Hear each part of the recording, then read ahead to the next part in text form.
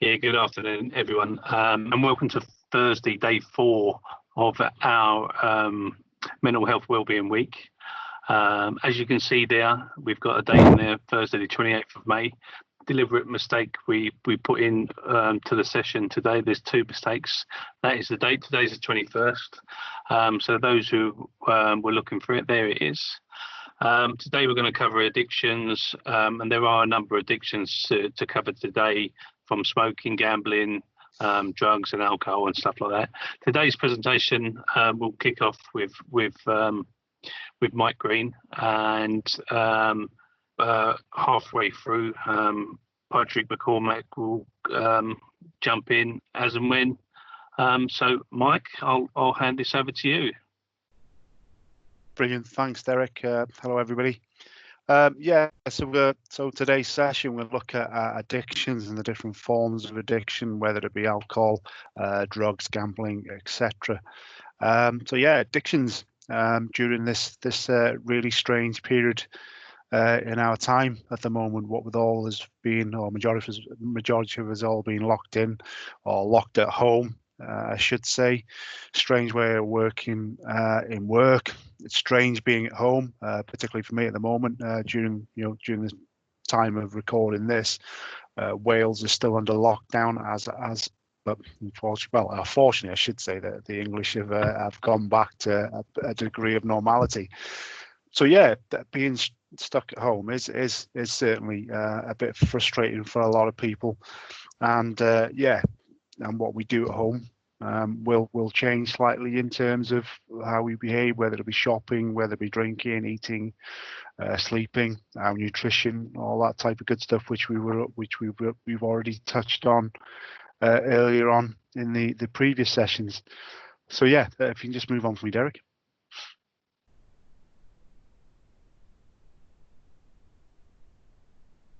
Now we just ask Derek to move along in the slide. You can see that, can't you? Because there is a delay when I turn the flick the switch. How's your drinking? No, I can't see that. Still not come on. Okay. This is the same as earlier on. Are you on the same previous page? Yeah, we're on addictions. Yeah, don't worry. Lee Randall can edit this out. Are you sure? I've got. I'm going to just stop the recording for a minute. No, don't stop. Going. Don't keep it going. We're going to go. And then just go to the second slide, and then just wait 2 or 3 seconds, Mike, and just pick it up, and then you'll be able to easily edit it out. Okay. Do you have it? No. Okay.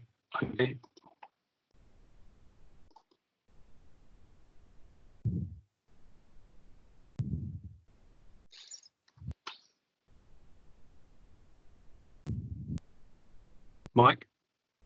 Yeah, nothing yet. What's going on? Might be your internet connection, maybe, is it? Quite possibly. Do you want me to try and maybe share it? Oh, you have it there now. But if the internet's going to be slow, then we're possibly going to have this for every slide.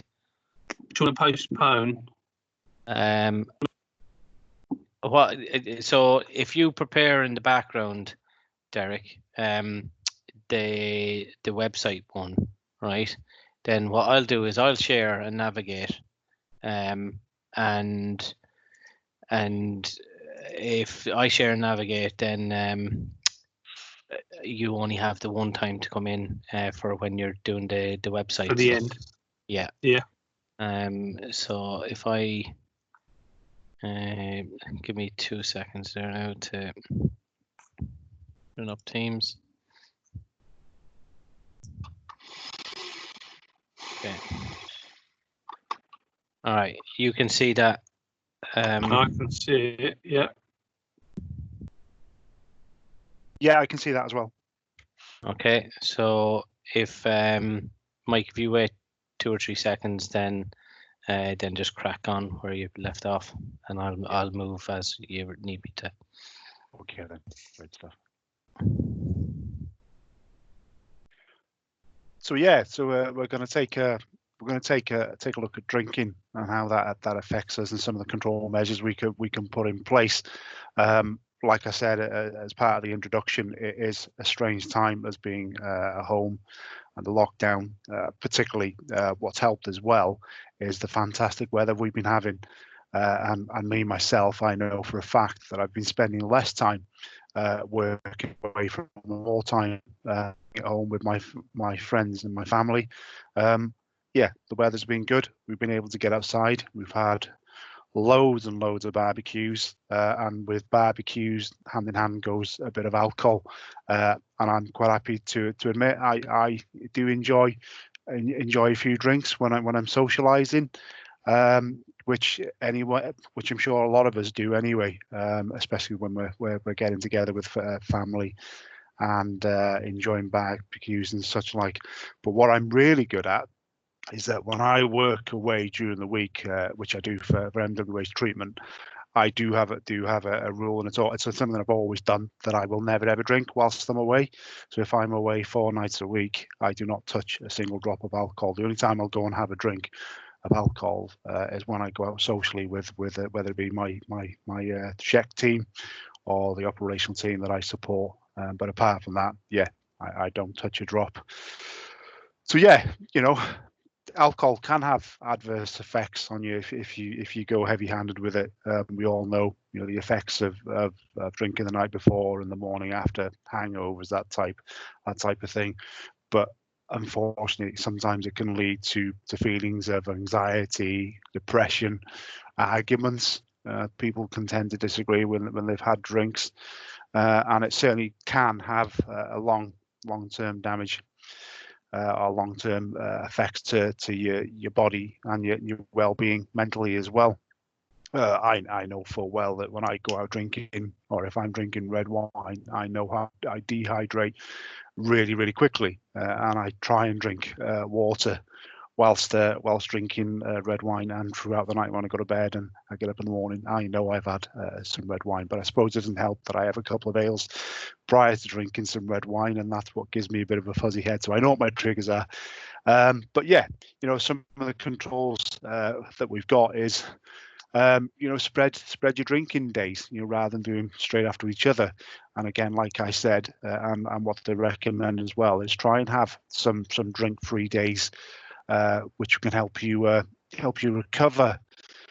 I'm sure we're all aware of the units. So men and women are advised not to drink more than 14 units on a regular basis. I'm sure a lot of us drink far more than that. Just on a single weekend, and I'm sure it will increase with a lot of people because of what's going on with COVID-19 and the lockdown, etc. So yeah, that's pretty much alcohol. If you can just move on for me, Patrick.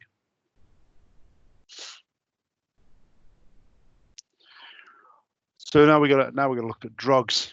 Drugs, as we know, unless they're prescribed, are massively illegal. But not only if you are a drug taker or somebody who does suffer with a drug habit, there is the increased risk of hepatitis B or C or other communicable diseases, as we know, and the effects of drugs and what it does to your body can affect your liver and your kidney. And we all understand the consequences of having overdoses, or what can go wrong when you have an overdose, and how that affects the individual personally, and how it can affect their family, close friends.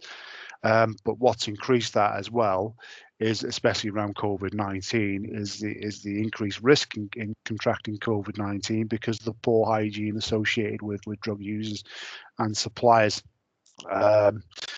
Legal drugs, when used for the purpose other than those were meant for, can also be highly dangerous for similar reasons if sourced illicitly with overdoses. I already mentioned that, and physical mental harm, quite possible, no matter where you obtain them from.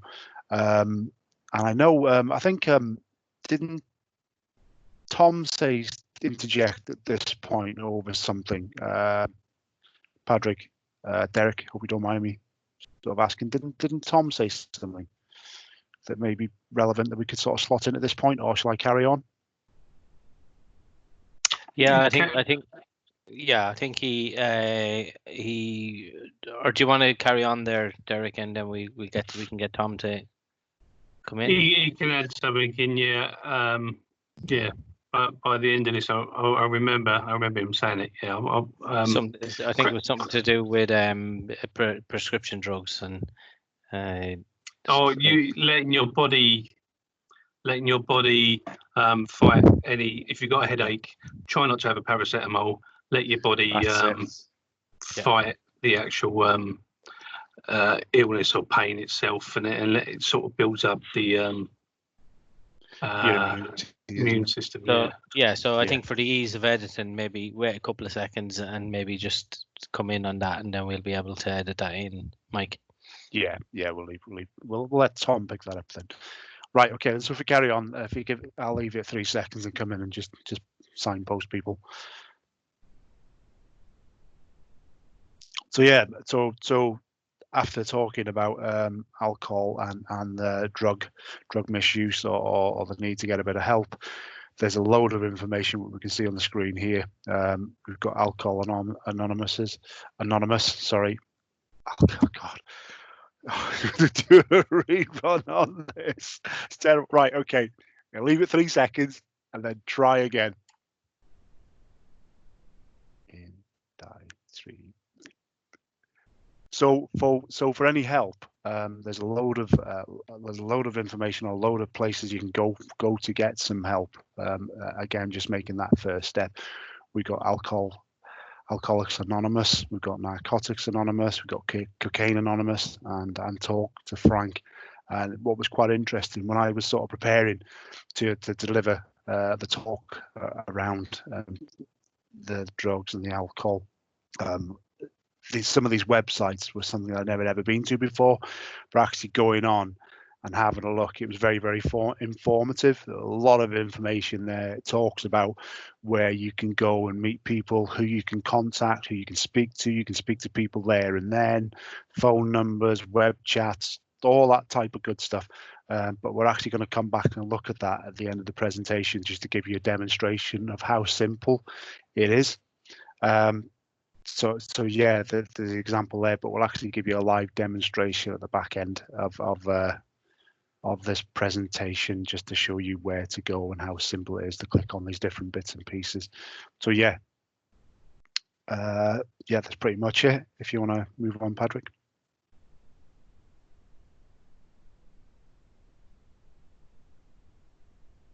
Okay, thanks, Mike. Thanks for that. I'll cover off gambling and under other addictive behaviors that can come to a head in times like these. Obviously, it's a lot easier at the moment for anyone that might be struggling with compulsive gambling or compulsive behaviors in general, because an awful lot of the sports are down. There's nothing to gamble on during this period.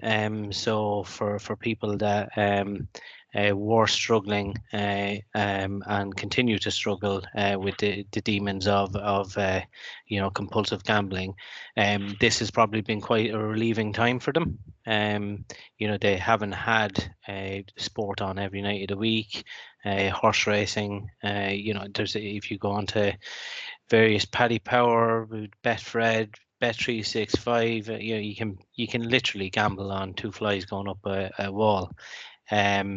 And it's so easy now when it's on phones, laptops, tablets. You literally, the touch of a button, you can be gambling whatever you need or whatever you don't need. And one of the reasons why I know this subject quite well is I had to in my role as a mental health first aider within MWH and SMB, I had to pull them skills that I learned in work into action in my home life. When a member of my family, my brother, eventually came clean with his demons and his addiction to gambling. He got himself into a position where he felt that he couldn't get out of. I don't think he naturally was ready to come clean, but a chain of events occurred which led me to be in a position where I became aware of the extent of his gambling, and it was very educational to me because I got a proper appreciation in that moment of just how bad it was, and because it made absolutely no sense, I immediately related it to an illness, rather than just somebody, well, like not being able to understand why somebody would gamble away huge amounts of money. It was actually, it wasn't about the money, and it wasn't about trying to win money or get out from a debt. He was he was doing quite well and quite successful, and it was something else that's missing, and the mental health first aid training that we get, where we run through various different scenarios, and all we get trained to do is identify the issues and learn how to ask the right questions, and then signpost accordingly.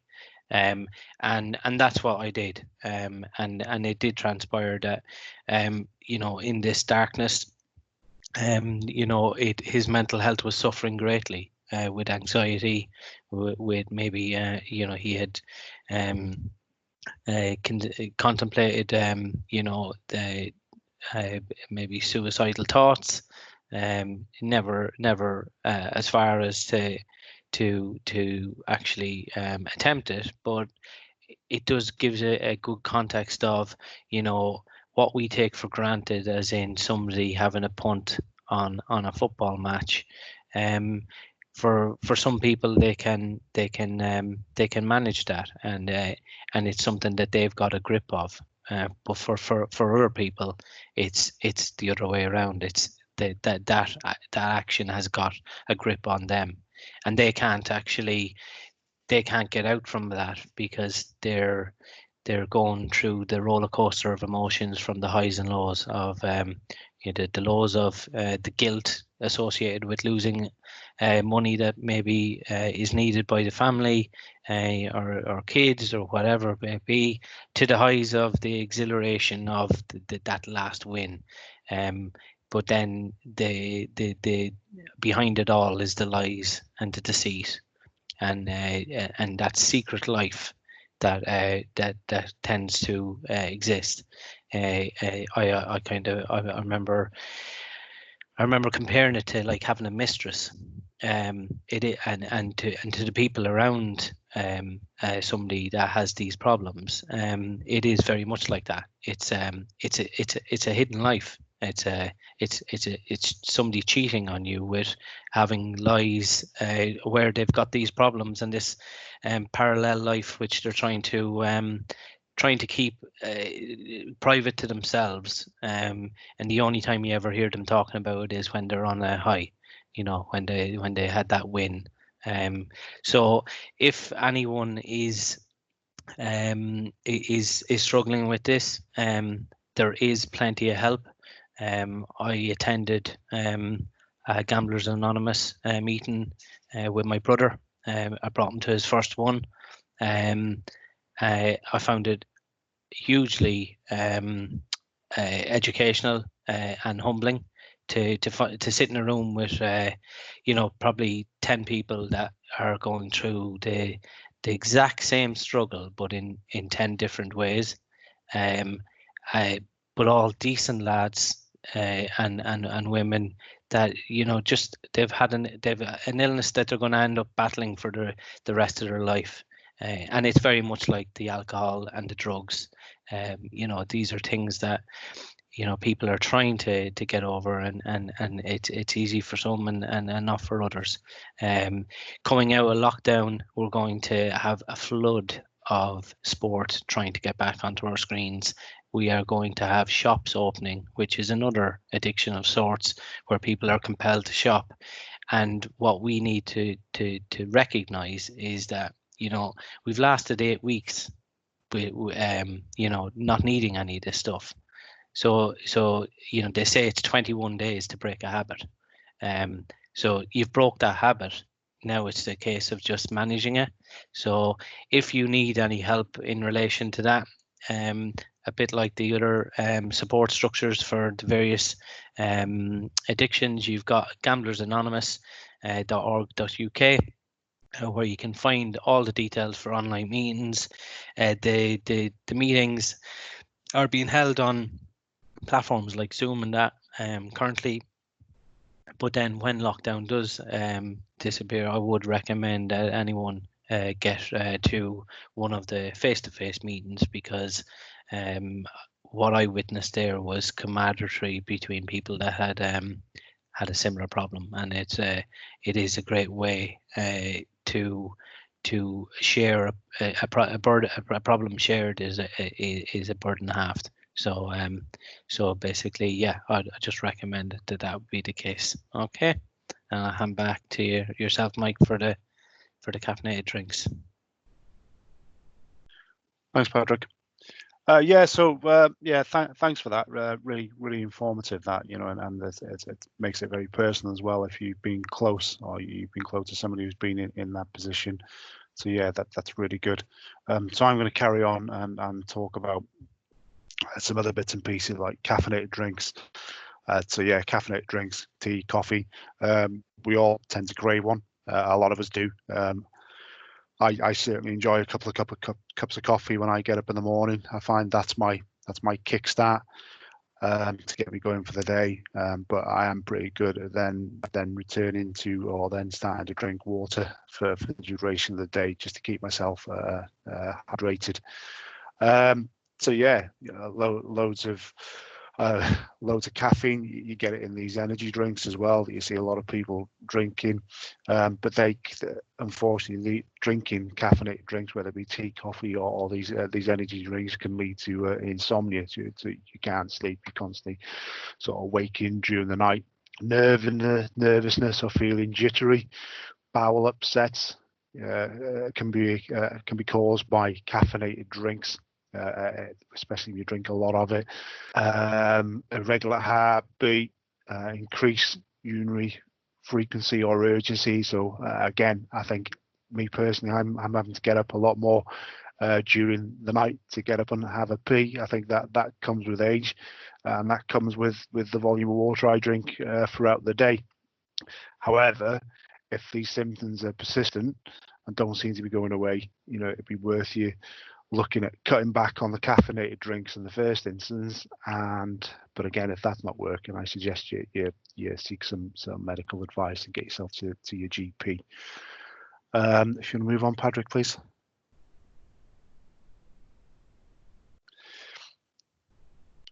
So we're going to look at smoking.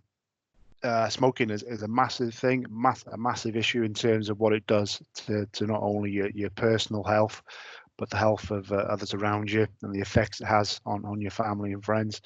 So smoking, as it says, is the biggest risk factor of heart disease, lung cancer, bronchitis, and type 2 diabetes, and a host of all other problems that can be contributed by smoking. So if you're a smoker, stopping smoking is the single most important step you can take to protect your heart.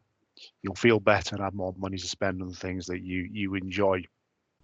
Me personally, I don't know how you'd badge me. I'm a bit of a regular smoker, if you can call me a smoker at all. I can go months on end and not have a cigarette, and then I may get to a social sort of event, and I say social event, it'll be talking to somebody outside one of our site cabins. They'll be having a cigarette, catching up on their phone and things, and then I'll join them. I'll have a cigarette with them, just that one, and then I can leave it, walk away, and not touch one for months on end. I certainly don't drink. I certainly don't smoke when I go out drinking, because unlike other people, the more I drink, the less I'm put off by wanting to smoke, because if I smoke when I drink, it makes me want to be sick. So arguably that's quite a positive effect it has on me. But yeah, and I recognise that you have the odd smoke daily and often, but when I do smoke, it makes me feel sick. And I think to myself, well, why am I doing it in the first place? Why put yourself through that discomfort, that pain? But I do, and it's probably one of my vices. It really is. So again, reasons for stopping smoking: it can help you breathe more easy. Your lung capacity improves by up to 10% within 9 months. Quitting gives you more energy within 2 to 12 weeks of stopping smoking, your blood circulation improves. Quitting can help you feel less stressed. And that's quite a strange statement, really, because a lot of people will say to me, I smoke because I'm feeling stressed. So replacing smoking with replacing smoking with a healthier, better way of dealing with stress can give you some real benefits. So looking at different options from what you're trying to do is replace that habit with another habit. Quitting smoking improves fertility, so the lining of the womb improves and men's sperm becomes more potent. So again, that's an actual fact that as well. All these are proven facts anyway. But yeah, that's really encouraging to hear. I can't see that last bullet point. So quitting slows facial aging and can delay the appearance of wrinkles. Yeah, I think that goes without saying. It really does.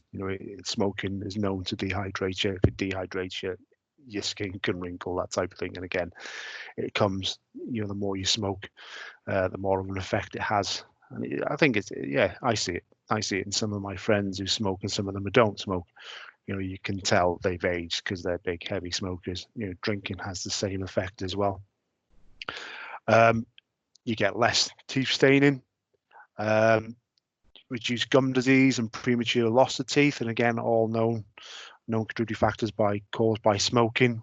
Quitting protects your loved ones from secondhand smokes. We've all seen the adverts of parents smoking in the car and the baby sat in the back seat.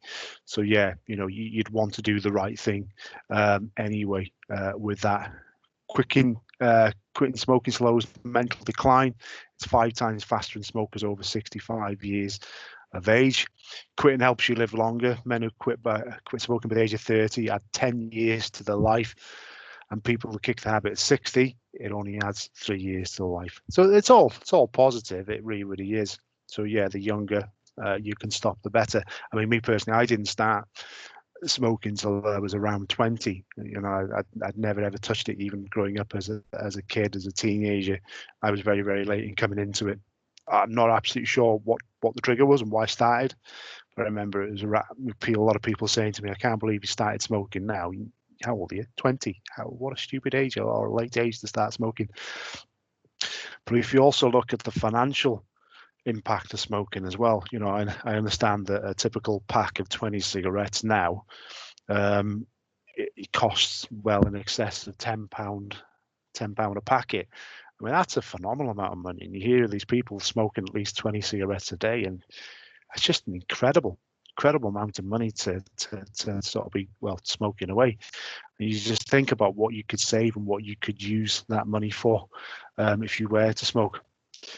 So in terms of stopping smoking, there's loads of places you can get some help and support for stopping smoking. And when I looked at stopping smoking when I was a bit more of a full-time smoker many years ago, I actually approached my GP, who sort of pinpointed me or directed me to the local pharmacist, and they were very helpful in terms of what they did for me.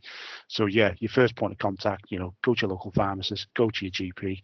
There's also a lot of online stuff, even within our own parent company with MWH Treatment, or whether it be the Skanska or Balfour BT, there'll be loads of advice on there. SMB, I've got a lot of information sat on open access that will sort of pinpoint you in terms of your well-being and stopping smoking. So yeah, and basically, just to finish off, it says here tobacco smoke contains over 4,000 chemicals, including tar and nicotine. Every time you smoke, they go straight into your body, through your lungs. And I'm sure we've all seen the photographs or on the internet or on the back of cigarette papers where it shows the adverse effects of smoking, and you get to see tar-stained lungs and all that type of stuff. Really horrible. But yeah, that's pretty much it from me for the addictions. Thanks, Mike. You alluded to it earlier on. I'm going to share with everyone how easy it can be to get onto these meetings. You guys see the screen okay? Yeah, brilliant. Okay, so what we've got in place here, I'm on the website for Alcoholics Anonymous. It's as simple as putting in your postcode and pressing search, and what will actually bring up, it will bring you up all of the meetings in that area or local to that area. It will give you, please bear in mind also, this is post lockdown, but they're how far away and when and where they are. There are closed meetings, there are open meetings. You can actually go along with family member and support them should you wish on the open meetings. But you can see there's lots and lots of meetings available. The other thing, as we pointed out with the circle, there's online and telephone meetings available. So it's just a case of clicking these here, and I can guarantee you from the research I've been doing with these this work, the person on the end of that phone knows exactly how you feel or how your family member feels, because they were in the exact same shoes as what you're feeling or what they were feeling. Going on to Narcotics Anonymous, simple as clicking this button here. UK online meetings, they're there with the Zoom. Cocaine Anonymous, simple as clicking this button here. So daily meetings can be there. And if you need some information, you've got Talk to Frank. Is focusing on the drinking and taking drugs during the COVID period. And then touching on something we crossed earlier on. If you've got a headache, for instance, if it's too bad, obviously you can take your paracetamols or prescribed medication. If your body can start building up its immune system if you can actually, I guess, manage that headache, for instance, it helps your body's immune system to start to build up. So it's just an option for you to go with. So I'd really like to thank everybody for taking the time to watch this video now. If you need any assistance in any way, you have the Mental Health Awareness Week poster where we've got all the mental health ambassadors on there. Every single one of them will be available for you to speak to. If you know them, if you don't know them, I don't think it really matters. The biggest thing and the hardest thing you can do is reach out and take that first step. So thank you for taking the time for watching this, and stay safe.